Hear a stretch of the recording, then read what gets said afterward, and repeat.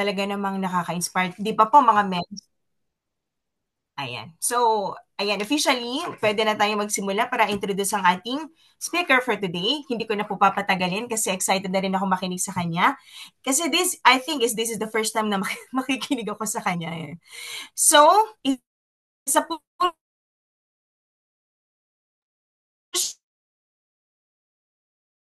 siyang OFW all the way from 2.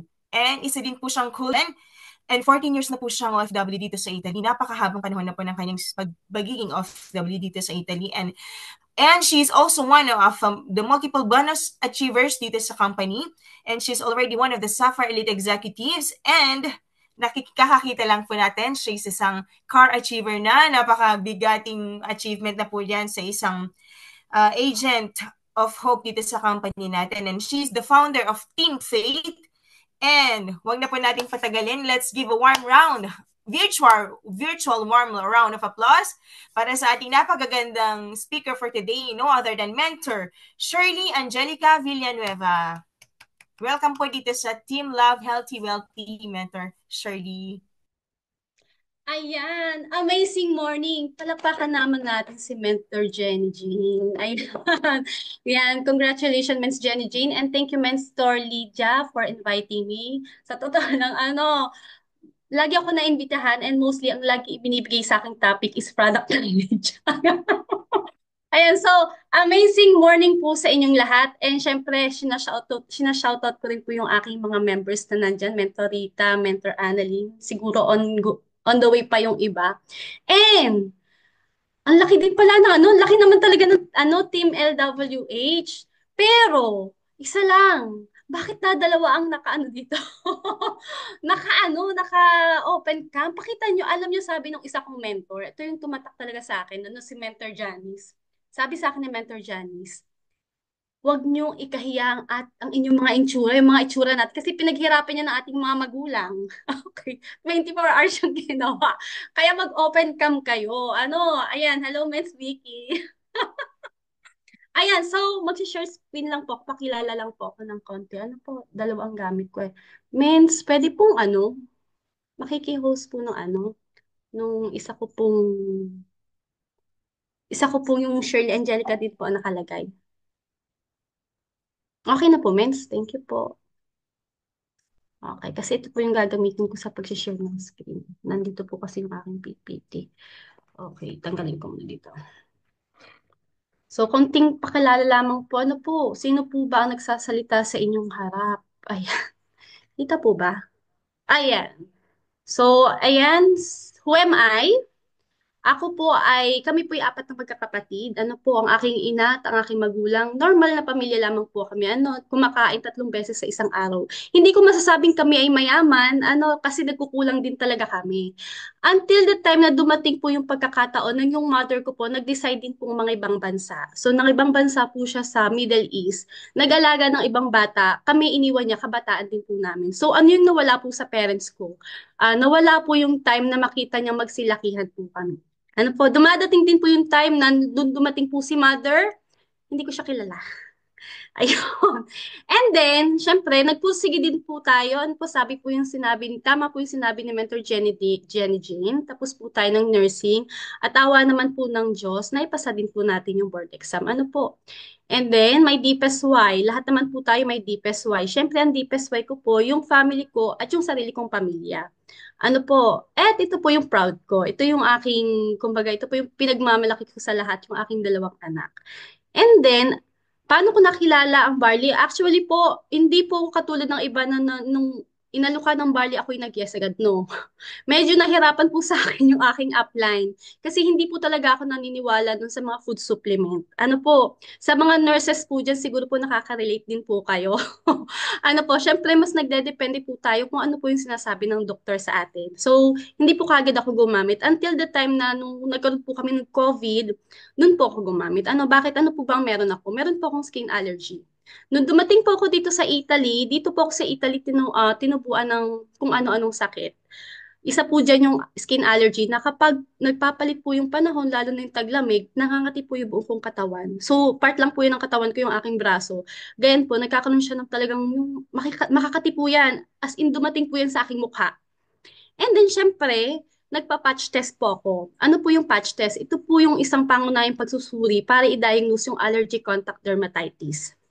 Para malaman kung saan ka nagkaka-allergy. Pero, hindi po nila malaman kung ano po or saan galing yung aking allergy. And then nagkaroon din po ako dito ng eczema. Sino po nakaka-relate? Eczema. Dahil po sa mga detergent. Ano po, ako naman po gumagamit, basta na lang ako naglilinis, hindi ako gumamit ng guantes. Yan, yan. So, kaya nagkaroon po ako ng eczema. So, marami po akong medication. Ano po, nag-self-medicate din po ako. Siguro kilala ng iba dito, lalo sa Italy, ang mga gamot na yan. So, ang mga yan po, talagang malaki ang ano niya. Effective siya, pero hindi ka po pwedeng magdepende dyan ng matagal na panahon. And then, doon ko na-discover yung barley. Kasi ang barley po pala, it can improve skin health. Actually, yung allergy ko, simula nung gumamit ako ng barley, ilang taon na ba ako nagamit? Magti 3 years na, hindi na po bumalik yung allergy ko. So, good thing po. And then, from 44 kilos, ayan, talagang patpatin ako noon. Medyo may laman-laman na ako noon. And then, syempre, pag tayo nabubuntis, nababasig yung sinasabing, nababasig yung katawan natin. So, talagang lumaki po ako noon. Ano ang taba ko noon? Ayan, kilala niyo naman siguro si Lilibet. Bakit? Kasi po, obesity is the link between you and your family. May lahi po kami ng obesity. So, kapag ako po'y tumaba, nahihirapan po talaga akong magpapayat. So, doon ko napatunayan yung effectiveness ng barley. Kasi, bakit? From 62 kilos down to 52 kilos in span of 3 months. Ano po, nagda-diet na naman ako noon, pero ang hirap talaga makapagbawas ng timbang. At talagang na-amaze ako sa effectiveness ng barley sa katawan ko. Ano, and then, ano pa? Ito yung journey ko sa weight loss ko, no? From 56, kasi 62, yan na yung nakuhanan ko ay 56, naging 55, naging 55.2, 54, 51.8, ito yung present ko. Pero nagtimbang ako mga 53, 54 na ulit ako. Pero at least hindi 62, ano? And then, ang nakakatuwa niyan, doon ako nag-decide na mag-jade package ako. Kasi hindi lang naman ako nagamit, pinapagamit ko na rin yung buong kong family. And then, wait lang ha. Ito yung aking upline. Yan, yung pinagmamalaki ko sa inyo. Kilala niyo naman siguro yung upline ko, no? Nako, bigatin yan. Pero pag nakita niyo sa personal, sabi, huwag kayo may-expect, hindi ako matangkad. Yan po yung aking upline, si Mentor Lilibet. Kung wala siya, wala ako. Ginamitan niya ako nito. Ayan. Kasi di ba ang atin laging sinasabi kaya hindi ka makapag-pay in or hindi ka kumuha ng package kasi ang laging natin dahilan, mahal. Pero kapag nakita mo yung benefits na may bibigay nito sa'yo, hindi siya mahal. Para sa business, kung ikaw ay nagbi-business, ang 198,800 hindi malaki. Tama? And then, ano pa? So, nag-supper na rin po tayo. Na-stuck na yata tayo dito. Ayan, and hoping and praying, Mentor Jenny Jane, mag-ano na tayo, move forward. And then, nakabuo din po tayo ng ating team. Ito po yung aking logo. Ito po yung Team Faith. Ang nakakatuwa niyan, yung mga nagtiwala sa atin, may kumikita na rin. Kumikita na rin po siya. Sa atin, under ng organization po natin, meron na rin po tayong 6 sapphires. Ano po, at ang mga ito po, mga tao pong ito, kumikita na rin po. Ano po? Ayan, merong taga-Italy, merong taga-Iceland. So, yan. Shout out po sa inyo. Under ng organization natin, meron na po tayong 44 directs and 355 under po ng ating organization. So, yan. So, yan lang po. Yun ang aking pagpapakilala. And then, punta po tayo sa ating topic for today. Ayan. So, yan. First time po ba ng lahat makapapakinggan ng product knowledge? Magbabasa ako ng mens, ng mga chat. Pasensya na. Ng mga chat. Okay, makikinig lang daw po si Mentor Melanie. Ayan. Okay. Pag may mga tanong po kayo, mens, pwede po kayong magtanong after po ng aking discussion. Malay nyo, pagtulong-tulungan natin. And before that, disclaimer po. Ayun, ito pong pagdi-discuss ko sa inyo is for educational purpose. Ano po, hindi po ako doktor. Ano po, may background, yes. Kaya po sinasabing disclaimer, lahat ng sasabihin ko po sa inyo, if in doubt po kayo, lahat naman po ngayon researchable. So, pwede niyo pong i-research. Ano po, para at least, magamit niyo rin po yung, kumbaga, Magkaroon din po kayo ng inyong sarili na mag-research kung ano man po yung product na ginagamit natin at pinapagamit natin sa ating kapwa. Ano po? So, ang topic po natin for today is product knowledge. Ay, ito pala. Nandito ang aking slide. Okay. Product knowledge. Okay. Gaano po ba kahalaga malaman natin kung ano yung produktong ginagamit natin at yung inalok natin sa tao? Meron kasi dalawang klase tayo dito sa ating company. Merong user, meron din naman na user at the same time ginagawa din yung business. So, saan ka doon? Saan ka doon? Kasi ako, nung una, nasa one ako. User lang ako. Sabi ko sa aking upline, user lang ako. Ang gusto ko, copper. Nandiyan ba si Lilibet? Baka wala kasi nag-ano ngayon, nagpapasyon. Sabi ko, user lang ako, copper. Kaso pinush ako ng Jade.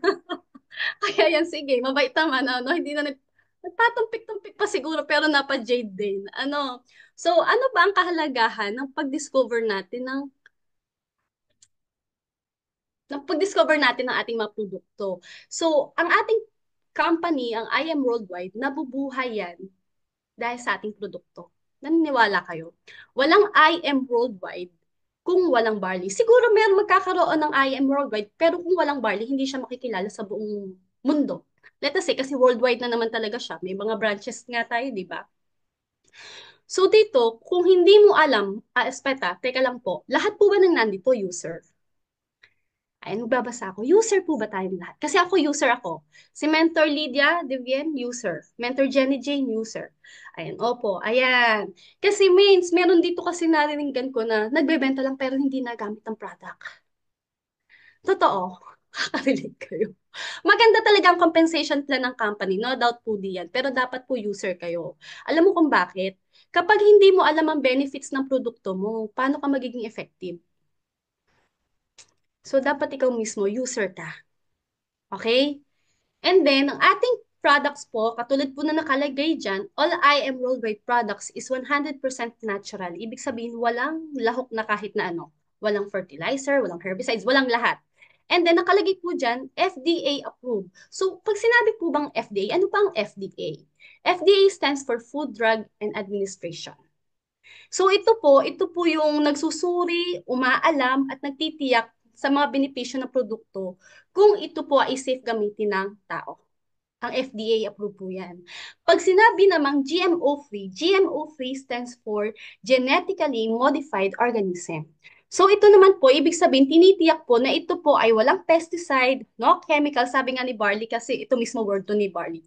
It's GMO-free, no pesticide, no chemicals, ever touches the barley. Diba? Wording yun ni Maritoni Fernandez. Pero yun naman talaga siya. And then, it is halal approved. Pag sinabing halal approved, ito yung nag-check if ang produkto ay sumusunod sa batas Islam. 'Di ba pag Muslim, tinitingnan talaga nila kung halal approved. 'Di ba? Meron tayong kasamahan ditong Muslim Men's Annalyn. Tinitiyak niyan talaga kung halal approved yung kanilang kinakain. And then, ano pa? Australian Certified Organic, and ito po ay NASA approved. Pag sinabi namang NASA approved, it is a National Association of Sustainable Agriculture Australia. Ito po, ang ginagawa nila, halimbawa, pumunta dun sa farm, kumuha ng dahon, chinek yun, may nakita or may nakitang something na hindi dapat makita nila, ipapasara nila yon. Ganun pong katindi ang NASA. Okay po? And then, the importance of knowing our product. Sabi po dyan, product knowledge is an essential sales skill. Understanding your product features allow you to present their benefits accurately and persuasively. Ano po? Ito po yung essential skills. Kaya dapat po alamin ninyo. Alam mo, pag alam mo yung product knowledge mo, it is skills. Skills mo na po yun. Alam mo kung paano mo ipaliwanag yung produkto mo. Alam mo kung paano i-defend ang product mo. Kasi maraming client na ang daming what if. Isa ka ba doon? What if? Ay, paano ba? Tama ba talagang gumamit niya na ako? Ang dami kong maintenance. Ang dami kong gamot. Hindi pinapayagan ng doktor ko uminom ng mga gayang supplement. Kasi hindi sila knowledgeable about our products. Okay? Tsaka hindi talaga, may mga ilan-ilan. Kasi meron naman talagang doktor na inaalaw nilang gumamit ng barley. Pero karamihan sa kanila hindi. Bakit? Kasi herbal medicine, kaawayan ng mga doktor. Kasi wala silang kikitain dyan. 'Di ba? Anong kikitain nila dyan? Di ba wala? And then, iyan, ito ang sinasabing client and self-assurance. Kapag ikaw, alam mo yung product knowledge mo, nagkakaroon ka ng kliyente at nagkakaroon ka rin ng self-assurance. Okay? And then, oops, teka, baka bumagsak. So what is amazing pure organic barley? Barley is a type of grain that considered the fourth most important cereal crops around the globe. It is also known as barley leaves, barley grains, barley grass. If the leaf of the barley plant, it is also known, ito yung scientific name ng ating barley grass, Hordeum vulgare. Maingay po ako ha! Kasi minsan, ako kilala po ako ni Mentor Vicky. Gusto ko gising kasi sa totoo lang, ang pinaka-boring na topic siguro at pinakamahaba na product knowledge. Bakit? Ilan ba tong product na to? Hindi lang barley. So today, hindi lang barley itatakal natin, kaya bear with me. Maingay po talaga ako. Hindi ko kayo kita ha. At sana naman po, ano po, mas magiging kontento ako kung nakikita ko rin na nagko-comment kayo. Kasi marami naka-close cam. Hindi ko alam baka tinutulugan nyo na ako dyan. Okay. So, sabi po dyan, it is a type of grain. Sabi nga ano, pero hindi tayo grain. Ang grain, ang barley leaves, kapag yan ay full grown, nagkakaroon siya ng grain. Di ba lagi sinasabi natin na ito po is gluten-free? Pag sinabing gluten, hindi ito po pwede sa mga taong may allergy. Pero tayo ay gluten-free. Bakit? Kasi ang kinukuha po dito yung tinatawag na young barley leaves.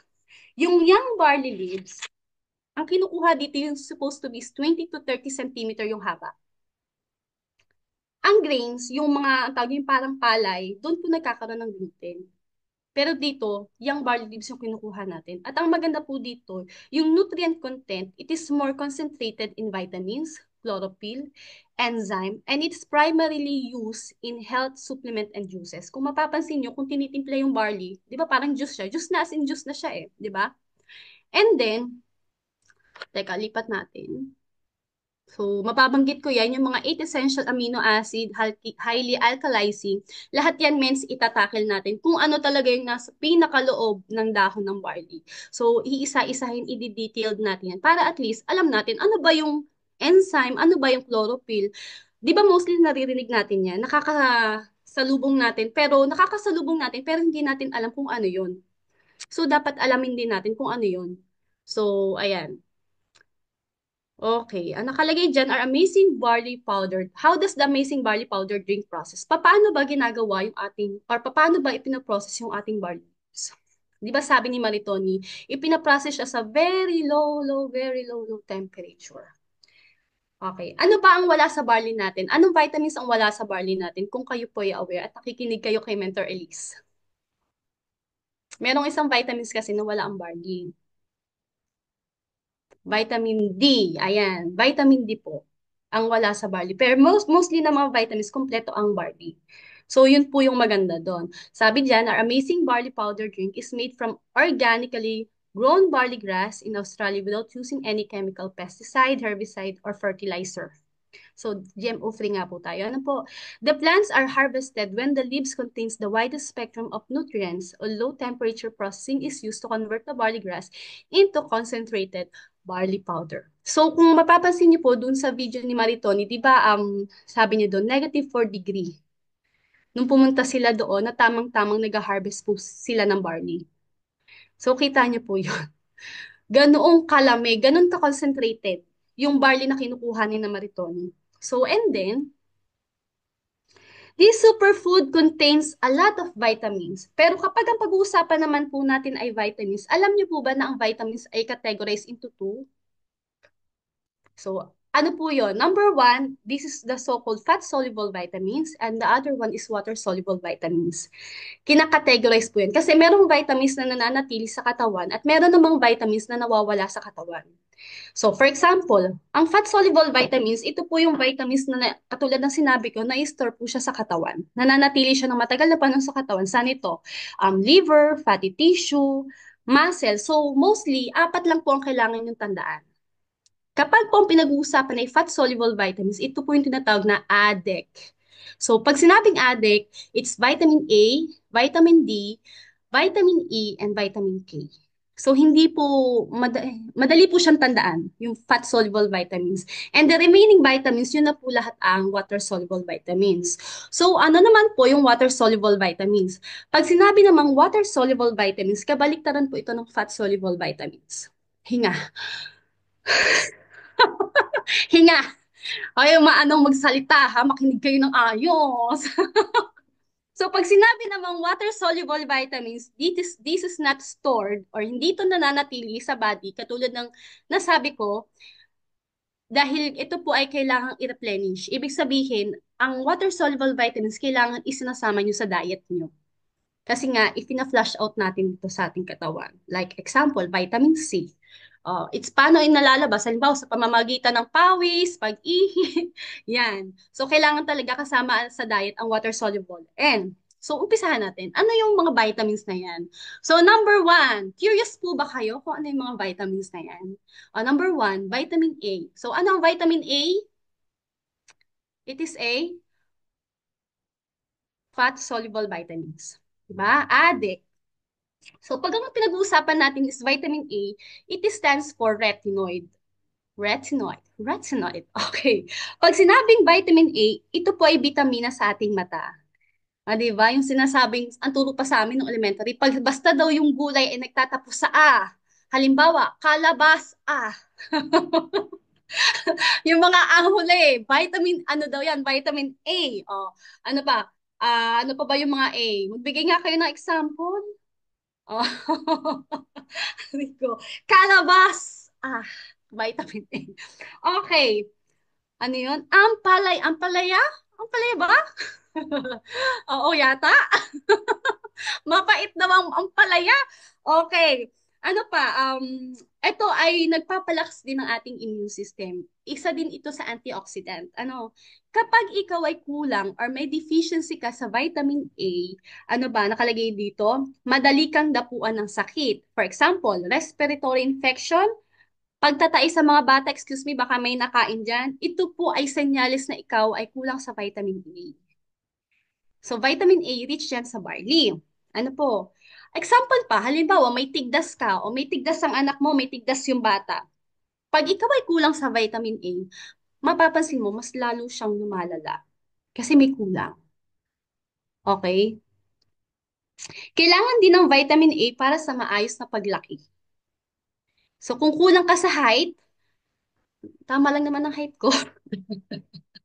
Baka kulang ka sa vitamin A. Okay. At ang vitamin A ay pampalinaw ng mata, ang tawag dito, panlaban din ito sa mga infection. So, vitamin A. Ako po maliit. Ay, si Miss Vicky daw. Di, tama lang naman, Mens. Huwag mo naman. Joke lang. Okay, let's proceed. Punta tayo sa vitamin B1. O, ano ang vitamin B1? Ang vitamin B1 po stands for thiamine. What kind of vitamin is this? This is a water-soluble vitamins. Lahat ng vitamin B, B-complex, BB, yan po ay water-soluble vitamins. So kapag pinag-uusapan naman ay thiamine or vitamin B1, ito po ay essential micronutrients sa human. Di ba sabi natin, ang barley ay merong 16 micronutrients. Di ba may dalawang klase yan? Isa ay macronutrients, ang isa ay micronutrients. Pag sinabing micronutrients, maliliit yun, maliliit. Pag sinabi namang macro, malalaki. Karaniwang macro yung mga protein. Okay. Pag-usapan natin ang vitamin B1. Ang vitamin B1, ito po ay essential micronutrients for human. Katulad na nabanggit ko sa inyo, ang ginagawa naman ito, nagko-convert siya ng carbohydrates into energy. Nagpapanatili ng malusog na balat, mata, buhok. Ito ang vitamina na hindi nasisynthesize ng katawan. Yan po ang vitamin B1. At kapag ikaw ay may deficiency sa vitamin B1, ano? Kapag ikaw ay may deficiency, karaniwang nakakaranas ng nararanasan ng tao kapag kapag may deficiency siya sa vitamin B1, madaling mapagod or fatigue. Ano pa? Muscle pain. Ano pa? Yung tinatawag na neuropathy. Pag sinabing neuropathy, nakakaranas ka ng, alam mo yung tingling sensation o panghihina ng kamay at paa. At marami pang iba. Yun yung neuropathy. kapag ikaw ay may deficiency ka sa vitamin B1. O, punta naman tayo sa vitamin B2. Medyo mahaba po ito ha, mga kapatid. Sisiguraduhin ko marami kayong maisusulat dito. Okay. Vitamin B2.